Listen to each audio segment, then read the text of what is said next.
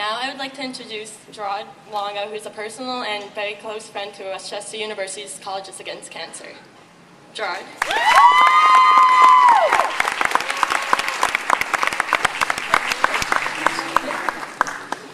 All right, thank you, Julie. Thank you, Chris. And thanks to all of you guys for being here. Give yourselves a round of applause. This is great.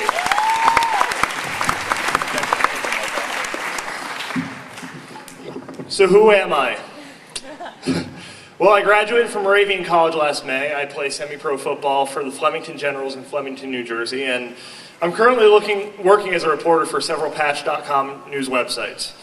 Most importantly, I'm a cancer survivor and an avid supporter of this fight. My name is Gerard Longo, and this is my story. I was 15 years old in August of 2002, just weeks before the start of my sophomore year of high school. After a summer football practice, I noticed a strange small lump which appeared inside my left ring finger. Carefree as I was back then, I never thought anything of it. I figured it was at most a calcium deposit that could either be popped out or would just go away on its own. However, as time went on, this lump was not going away on its own. Instead, it began to grow and became discolored throughout that fall and winter. It was early in 2003 that I first recognized it as a legitimate issue and decided to go see a doctor. I saw a few different doctors, and none of them could determine on their own what this lump was without getting inside to see it. Therefore, after finding a plastic surgeon, I decided to have a biopsy done of March 21st of that year. With legitimate worry beginning to enter my mind as to what this thing inside my finger could have been, I spent the next 10 days examining it on my own and trying to figure out what it was. So I went back to the office of the doctor who performed the biopsy on March 31st, and I was actually feeling pretty confident that day. I figured I would go into his office, find out that it was nothing major, have it popped out, and resume life as planned. But there was no way that I could have prepared myself for what was about to happen. Dr. J.J. Kaiser, he was the man who performed this biopsy, told me it was a malignant tumor and that to ensure my future safety, my left ring finger would have to be amputated. Dr. Kaiser told me that I did have one thing going for me, and that was that the tumor was enclosed within a sheath of skin, which left open the possibility that it had not yet spread. However, he also told me that this tumor needed to be addressed immediately, as it was an epithelioid sarcoma, which is a very dangerous form of cancer that would have spread very quickly and would have been untreatable with radiation if the capsule of skin were ever to break. Operating on it alone, he said, was a huge risk in itself. From this, I was able to do the math and assume that if this tumor had begun to spread, my chances of survival would be low. There was so much bad news coming at me at once in that room that I almost couldn't take being in there. In fact, I even considered walking out, and I saw the looks of shock and terror on the faces of my mother and sister who were in the room, and I couldn't understand how or why this could happen to me. There I was, exactly 3 weeks removed from my 16th birthday. I believed cancer before then to be a risk which should not concern me given my youth, but it was at that exact moment that I learned that cancer affects everybody, young and old. Perhaps it's only those who have been diagnosed with cancer that can say just what that diagnosis does to you. The shock of being faced with it is impossible to put into words. At that moment, you begin to feel as if everything you know and that everything that is good is wrong. You feel a lot of anger, a lot of doubt, which is a result of the fear you feel at that moment. And needless to say, on the car ride home, I did a lot of questioning. First thing I questioned was any belief in God whatsoever, and then I questioned whether or not I had it in me, that I truly had what it took to fight this off. When your world is rocked and mine has just been just moments before, sometimes all you have left are questions. But I also found during that time that if you keep your hope, your faith, and your dreams intact, even in the hardest of times, you'll end up with a lot of answers. The next day, I was still so struck by this revelation that I found myself looking for any possible way for it not to be true. However, any hope that this was someone's sick idea of an April Fool's Day joke was doused when we left early that morning for Abington, Pennsylvania, to meet with Dr. Earl Fliegler. He was the hand surgeon who would be performing the surgery. After an exhausting first day where I spent 5 hours in his office discussing my options, I knew that I was in for the battle of a lifetime. I was not even sure what other damage this tumor had done to the other parts of my body, and the intricacies of saving my hand seemed to be exhausting enough details. However, after meeting with Dr. Fliegler, something in me felt cautiously optimistic about fighting this battle. I felt as if I was going to be in the best care possible.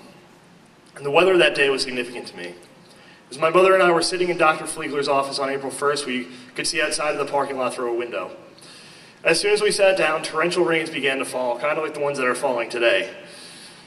And however, just a few moments later, the skies had already begun to clear up, and the sun seemed to be straining with everything it had to come out. Perhaps that was a reason for my cautious optimism. Even more so when my mother told me at a later time, just before my surgery, that she had noticed the same thing. She actually told me that when the rain began to fall, she began to pray for some sign of hope that everything would be all right, and lo and behold, that's exactly when the sun started to show itself through the clouds. So over the course of the next 2 weeks, I would make the 2-hour trip to Philadelphia from Long Valley, New Jersey several times. I would meet with new doctors at the Children's Hospital of Philadelphia, since I was under 18 at the time, and that included my oncologist, Dr. Jonathan Powell. Dr. Powell had me go through CAT scans, MRIs, chest x-rays, and any other tests you could imagine to see just where this tumor had spread, if anywhere. The tests themselves weren't the worst part. Awaiting the test results, sometimes for days, was the most nerve-wracking part of this ordeal. So waiting just gives you a powerlessness you can't help but to feel, knowing that your fate could be in the hands of a lab test and there's nothing you can do to stop what might be coming. However, I continue to try to fight this battle with confidence, at least on the outside. I continue to go to school and attempt to take care of business on days when I wouldn't go to Philadelphia amid questions and rumors of what was really going on. Friends and family alike had convinced me not to abandon my religious faith, and it seemed to me that as more and more people had begun to include me in their prayers, that this fight appeared to swing more and more in my favor. At one point, the tumor was even downgraded from the gravely serious epithelioid sarcoma, from the initial diagnosis, to a more treatable but still very dangerous fibrous histiocytic sarcoma. So as we got deeper into my fight, we found out more good news. Traveling through the hallways of CHOP just a few days before my hand surgery, my family and I were stopped in passing by Dr. Powell. He told us that all of the full body medical tests had come back clean. Suddenly, a big cloud of doubt, fear, and anger had been lifted, and I felt the most relief that I ever have in my life. This meant that all I would have to do would be go in for the surgery, get this one tumor removed.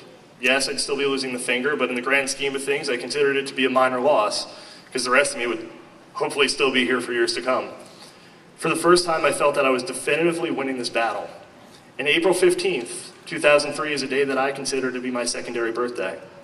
This is because I was reborn, because it was the first day of the rest of my life, as it was the first day my recovery from this ordeal began.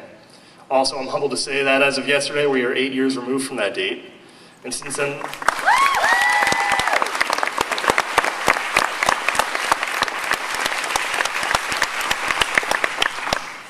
then, I've been fighting back against this disease and hope to have several more secondary birthdays to come. So after a successful 8-hour surgical procedure on April 15th to not only amputate my left ring finger and to take lymph nodes out as well for a biopsy and to reconstruct my hand so I'd be able to maintain an active lifestyle, I laid there in recovery with no real idea as to what my next step would be. Still though, I was extremely groggy, but I was alert, and I noticed the weather that day. It was an unseasonably warm, sunny 80 degrees in Philadelphia. Just like on April 1st, the sun would shine on that day after all. So from there, I looked to rehabilitate and use my new lease on life to its fullest extent. In a few short weeks, I was going to my first physical therapy sessions, and I looked again to God to assist me in my recovery as well. I still had a goal to be able to play my junior football season in full, even though my projected recovery time was slated for 12 months.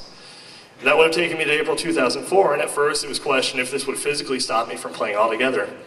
In spite of this, I made sure I never missed therapy, and as a result, I was cleared for full contact drills in early August 2003, August 7th to be exact. And that cut my recovery time to just before 4 months. And I'm still playing today, so I'm pretty happy about that too. And it's my hope that this serves as proof that as long as you keep that hope, faith, and those dreams, we are all capable of overcoming the greatest of obstacles and answering all of life's burning questions. This battle taught me many life lessons. I learned how much about my own inner strength and capabilities. Before this ordeal, if you could believe it, I was shy, introverted, and unconfident in my abilities. I would have never gotten up here before this. However, it was because of this battle with cancer that I learned to take risks and fight all of life's battles, big and small. If we don't take action, then we are the ones who ultimately lose out in the end. It taught me to truly live life and to be grateful for every chance that we get in this world. To be grateful for every opportunity and every person that comes into our lives. If we don't have these chances or these people, we can't learn, we can't grow, and we can't further ourselves. And I've realized through this fight that I have a power to reach people and to inspire, and tonight I hope I've been able to do that. There's not a day that goes by where I don't thank God for the second chance I was lucky enough to receive. There's not a day that goes by where I don't look to my fellow survivors, many of whom are here tonight, as great inspirations of hope in this world. There's not a day where I don't feel pain for those lost to this disease, as well as for their loved ones. And I strive every day to honor each and every one of those people. There's not a day that goes by that I don't think of cancer and what it's done to me and my loved ones. That is why I will continue to fight this fight against cancer, because it's the correct fight against a disease that claims too many lives too soon. It's a fight where we all must band together, and most importantly, it's a fight that we all can win. It's also important to know that there are people who did not have the ability to be in my position tonight up here in front of you all, because they have either fought this battle and lost, or are fighting it right now. It is important that we always keep these people in our minds and our hearts, as it is these people, and their families especially, who are the reasons why we must win this fight. So before I conclude, I must talk also about how special of an experience Relay for Life, and especially Relay at Westchester, has been for me over the past few years. Yours was the first relay I had ever attended in 2007, and I've been here every year since. It's always been a fun experience. As a member of 4th Floor Hardcore, many of my teammates sitting right in front. I love you guys, by the way. I've laughed, I've cried, I've sung Lady Gaga in drag. I've even competed in a championship wrestling match on this very campus, and I won, and it was epic, for the record. But above all else, I've been touched by hundreds of tremendous people every year. Some of you are survivors like me. Others have been caregivers, and I've been able to become closer to friends throughout this event, both old and new. Regardless of background, though, all of us, every single one, is here for the same reason. We have all been touched in some way by this disease. I urge you all to keep fighting this disease. It became apparent to me during my very first Luminaria ceremony that, as a collective human race, we have the power to wipe out this disease. I've seen how many people can come together to do great things through this very event, and I would urge everybody here to continue doing that, not only for the remainder of this event, but all day, every day. Cancer may not sleep, but one thing cancer hadn't planned on is the fact that we never give up, and that we won't stop until we've won once and for all. I urge you all to continue your fight the whole year through.